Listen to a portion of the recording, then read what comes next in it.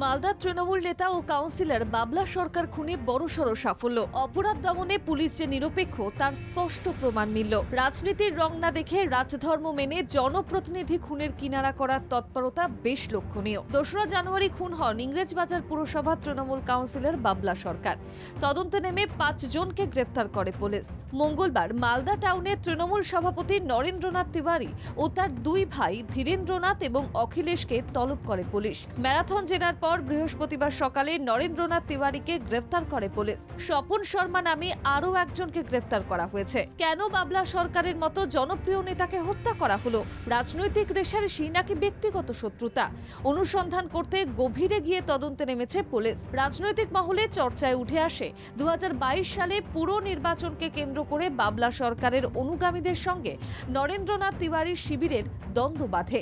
বাবলা গোষ্ঠীর বিরুদ্ধে নরেন্দ্রনাথ এবং তার ভাইকে মারধরের অভিযোগ উঠেছিল। পুলিশ তদন্ত করে দেখছে পুরনো অশান্তির জন্য নাকি অন্য কোনো কারণ রয়েছে। এই ঘটনায় রাজনৈতিক শিবির পরস্পরকে দোষও দিতে শুরু করেছে। এই ঘটনা যে ঘটেছে কে বা কারা করেছে সেটা পুলিশ বার করবে, কে আসল দোষী বা এখনো আরো কোনো দোষী আছে কিনা সেটা পুলিশ বার করুক। আমি ইনভেস্টিগেশন অফিসার নই যে আমি বলতে পারবো। দেখুন সেটাও পুলিশ ডিটেক্ট করুক।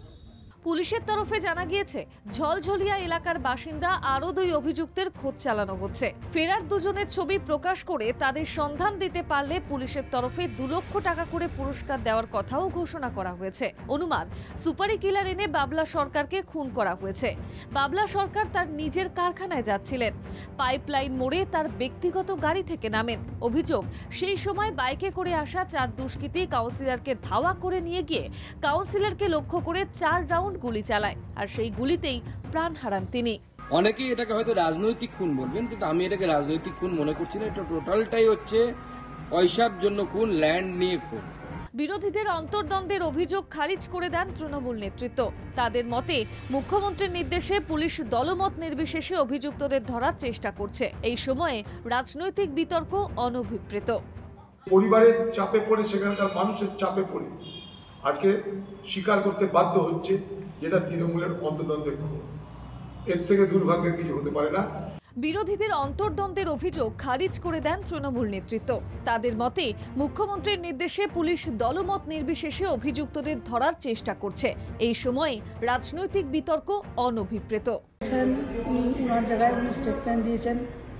আমি তো বলছি না যে কে মার্ডার করেছে, কে করেছে সেটা পুলিশ ডিসিশন নেবে বা উনি বের করবেন। কিন্তু আমার কথা হচ্ছে কে আছে, আমি চাই আমাদের মাননীয় মুখ্যমন্ত্রী মমতা বন্দ্যোপাধ্যায় বলেছেন এই কেসটাকে উনি সিরিয়াসলি নিয়েছেন, কারণ বাবলা সব ব্যাপারে উনি সিরিয়াসলি নেন।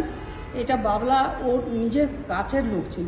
পুলিশ নিরপেক্ষভাবে সবকিছুর ঊর্ধ্বে উঠে সত্য সন্ধান করতে যে তৎপর তাও স্পষ্ট করে দিয়েছেন এডিজি দক্ষিণবঙ্গ সুপ্রতিম সরকার।